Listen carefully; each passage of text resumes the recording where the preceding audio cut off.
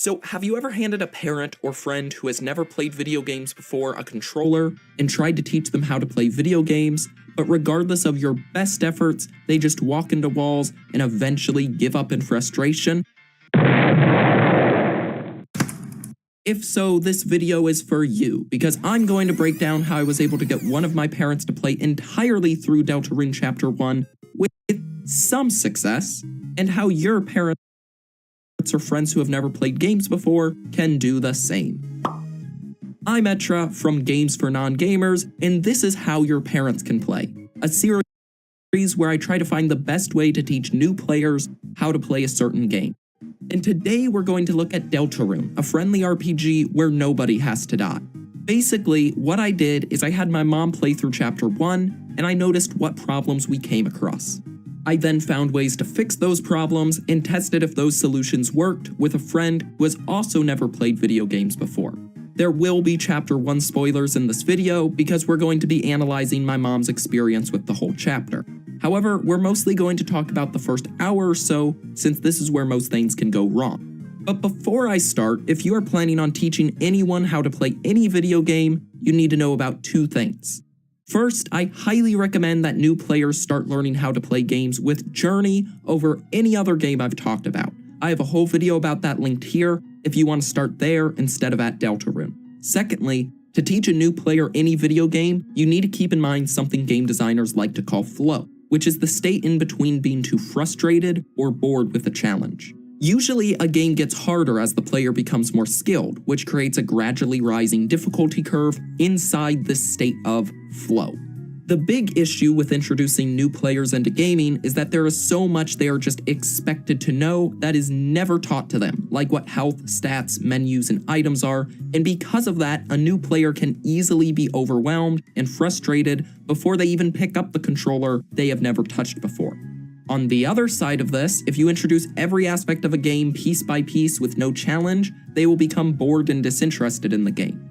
Our goal, like any game designer, will be to make sure our new players stay in this flow state by introducing them to important information while still giving them a challenge. And this may be the main reason why so many people will tell you to never take away the controller and finish a section for your new player. This instantly communicates to them that they can't complete the challenge in front of them, which takes them right out of the flow state and into frustration, possibly to the point of quitting. So with all that in mind, I'm going to throw this difficulty chart up in the corner here to point out where our new player encountered problems.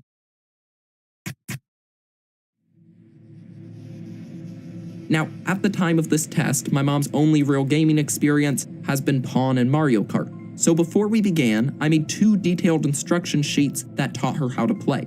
The first sheet taught her how to use menus. I gave her that one right at the start because navigating menus is all you do in Deltarune's odd opening. I thought just learning the menus first would keep her from becoming overwhelmed, and I thought the creepy narrative would keep her at least somewhat engaged. But after 7 slow minutes of menus, I could tell she was already getting bored. Then she was frustrated once her character was discarded and her time was wasted. So we were off to a great start. After the intro, I handed her the second set of instructions, which were about walking and interacting with objects. She quickly learned how to walk and naturally learned about room transitions when she followed Toriel out this door. All was well for a solid 30 seconds, but then we reach a snowball of frustration, starting with the staircase that sent her in an endless loop, hitting a dead end in the bathroom, text progressing without her pressing anything, talking to everyone in this classroom except for the person she needs to talk to, not knowing why she can't move in these cutscene moments, Susie making fun of how slow she walks, and 32 minutes. 32 minutes and nothing interesting has happened in the plot, and the gameplay has only been frustrating. And of course, I had to explain what saving was to her right here, which overwhelmed her even more. On the bright side, right after this snowball of frustration, she seemed to enjoy the first part of the Dark World, especially stuff like figuring out how sliding works all by herself. Discovering game mechanics naturally like this might be able to help players get back into the state of flow, only if the challenge of finding out what this does isn't spelled out to the point of being boring and can easily be discovered so it isn't too frustrating. And this section of the Dark World is full of this game-guided discovery which teaches mechanics, and it almost pulled my mom back into this state of flow. First, she sees this blob. Then she encounters a second one, but it glows red and starts to attack. This scene teaches a lot by associating taking damage with this heart, which you move with the arrow keys to dodge white projectiles, which may seem familiar. This is also a test of the mad walking skills your player has practiced. Happy feet, combo combo, Now, stuff like this usually isn't noticed by veteran capital G gamers, but easy challenges like this at the start of the game at least help my non-gamer mom feel more engaged with the game. And I'm pretty sure this teaching and challenge was intentional because right after that, our player is tested on facing objects and interacting with them in the form of this simple puzzle. And finally, we get a chase scene, which develops the damage concept introduced earlier. The spades falling from above help guide your eyes toward this bar with HP that depletes every time you are hit. This gave my mom a sense of what HP was without saying a word.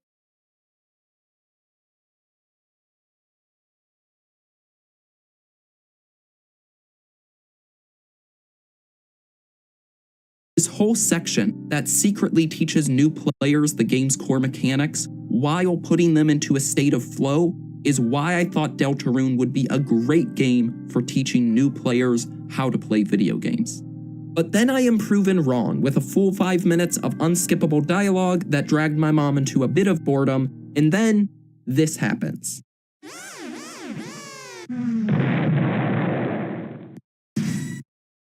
And my mom just sat there for 34 seconds in a bit of shock. I think this broke her. We have enemy health bars, allied health bars, toilet paper, HP, 5 runic symbols, and a brand new text bar. I guess this is the equivalent of going on the date with Papyrus and Undertale, but only if all those wacky stat bars were vital to your survival. I thought this would be the most overwhelming section of the game, but I believed she would at least be able to select an action. However, there was no association from earlier menus to this. As I finally started to explain what was going on, Lancer charged at the heart, and it seemed like any association she once had with the heart, damage, and HP were all gone. She was completely off our flowchart and into the realm of frustrated and overwhelmed. I simply thought she'd be a bit confused here and everything would be cleared up when battling was fully explained by Ralse in a minute. When the mess of the battle was over, she said she wanted to stop, and we agreed to try again in a month. Yet with her experiencing roughly 37 minutes of frustration with only 8 minutes of this flow state, this whole experiment seemed kind of hopeless.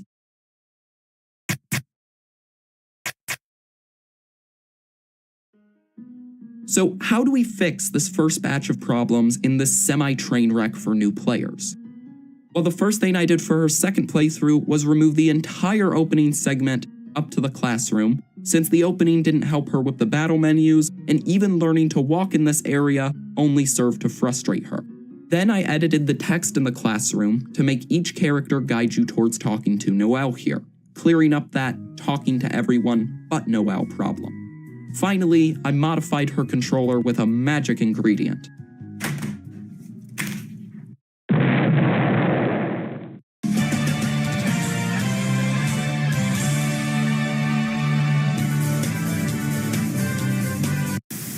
The keys were now color-coded for either movement or interaction.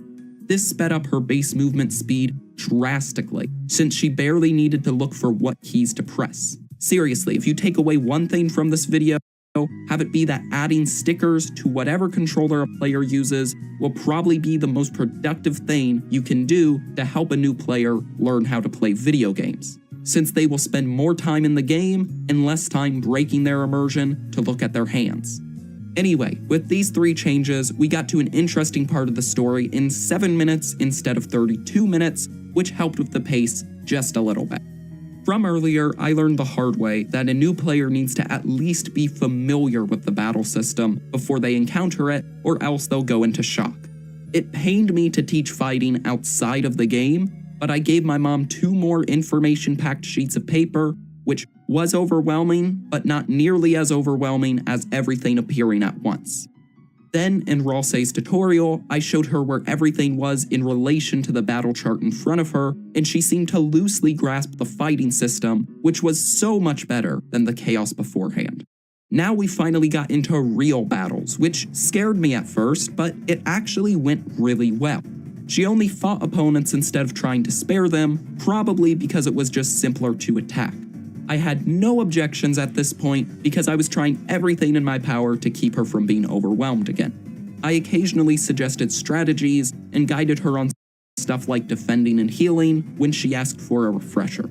She kept on improving the actual act of fighting until she was getting perfect hits. She did so well that she actually got through the whole first area without dying, which was shocking to me, but also great for this experiment because dying would cause a mass amount of frustration. She was slowly getting into a state of flow. And then we get to this puzzle, which I'm going to say it right now, this is going to be the most frustrating thing for new players. Not teleportation, the checker dance, or the chaos key. No. An unskippable button puzzle is probably going to be a more frustrating challenge, and I'll tell you why.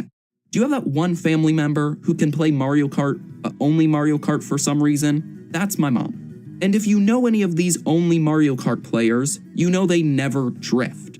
Why? Well, it requires 2 button presses and timing the second button press. Pressing 1 button is simple enough, but it seems like pressing 2 buttons at once seems to be an alien concept to any non-gamer. This makes a bit of sense when you consider that in any other use of a keyboard, like writing emails or papers, pressing 2 buttons at once would mess up whatever document you are writing. It seems like this fear of pressing 2 buttons on a keyboard at once transferred to Deltarune. In this puzzle, she needed to press 2 buttons to walk diagonally here, and she also had to time a 3rd button press to dash, all while under a very strict time limit. This didn't go well for my mom, who spent her first 4 minutes not knowing the character's feet had to be touching the buttons and not just their bodies. With all that said, I'm pretty certain this challenge will be extremely frustrating for any new player. However, I don't actually recommend skipping this puzzle. Instead, I think you should have your player play Deltarune with a controller instead of a keyboard. From what I found in other tests, players seem to get used to pressing multiple buttons at once when they don't have a voice in the back of their head saying, "If you press 2 buttons on the keyboard, you'll mess up the email, your family will leave you, and you'll die alone." With a controller, they don't have any good or bad habits trained to the device. So have your player play Deltarune with a controller, label the buttons they need, and this puzzle should go a bit smoother. Now, I'd never usually recommend this, but especially if your player only has a keyboard and they don't have a controller, tell your player exactly what to do in this part. Make sure the challenge of this section isn't learning what to do, rather, it's the challenge of doing these actions. It took my mom 6 minutes for each of these puzzles, but most of her frustration was somewhat relieved once she completed this seemingly monumental task. The only other fundamental concept of the game left to learn was items when they were introduced in the shop.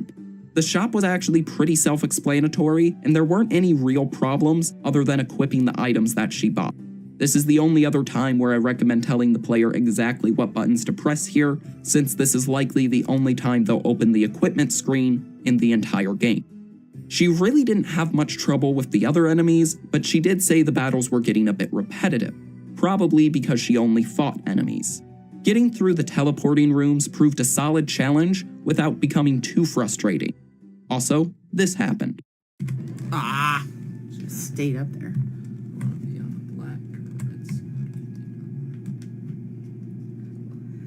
How is this happening? How is this happening? Ow!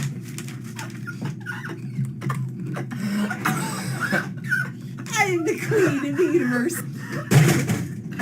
What did you do? Well done. She then fought our almighty Lord and Savior, Leg Boy, and this is the first time she died. And it wasn't because she was bad at the game, but because she only used the fight option. She quickly found out you had to act to win this battle, and after that, she started incorporating acting and sparing into her battle strategy. The only real challenge past that were these blocks or enemies, which I had to tell her to spare because otherwise they were too tough to beat since these things are literal tanks. The big issue with them is they lead straight into a boss fight with a long puzzle before it. So if your player dies, which they probably will since they just had to survive 4 of these guys just a few minutes before, they will have to start all the way back here. I really think Toby Fox just forgot to put a save point here, and don't worry, we'll fix that later. After that, there weren't really any big frustrating moments like earlier. My mom did say the game was getting a bit boring narratively, and I agree this whole Susie and Lancer section before the castle outstays its welcome a bit. And to top it off, it ends with a huge chunk of unskippable text. And to her, there was no payoff in the climactic Susie versus Lancer battle because she clearly knew that no one died in this game, which is a fact that is supposed to be hidden from the players until the very end of the chapter.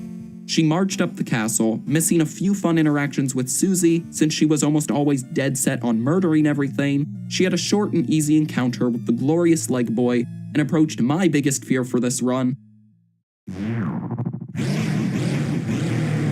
the Chaos King. She was doing great in the game so far, much better than I expected, to the point where it was making me question what difficulty truly is. But this is a harsh difficulty spike. And she did good enough on her first try, but she only attacked, which was basically futile since unless you are perfect, the king will automatically stop fighting you before you take his health down to 0. She had to wait it out, which an Undertale player would probably guess, but since this isn't how any of the other Deltarune bosses work, she would have only survived by luck.